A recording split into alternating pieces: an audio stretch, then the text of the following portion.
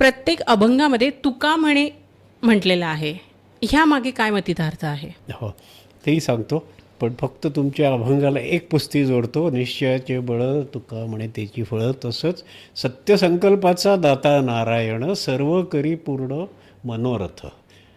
तुम्ही कोणताही चांगला संकल्प केला तर त्याला बळ प्रत्यक्ष नारायण देतो आणि तो पूर्ण करून घेतो, याची मला प्रचिती आली. तुका म्हणे ह्याचा मतितार्थ असा आहे की ही याला सिग्नेचर म्हणतात, ती ज्ञानेश्वर महाराजांपासूनची परंपरा आहे. म्हणजे ज्ञानेश्वर महाराजांच्या काही अभंगांमध्ये ज्ञानदेव म्हणे, पूर्ण हरिपाठात ज्ञानदेव म्हणे नामदेव महाराजांच्या याच्यात आहे. तर ही संतांची परंपरा आहे. आणि माझ्या मते त्याच्यातून काय अर्थ प्रगट होतो की संत हा परमेश्वराशी इतका एकरूप झालेला असतो की संताची जी चेतना असते दॅट इज युनिव्हर्सल कॉन्शियसनेस.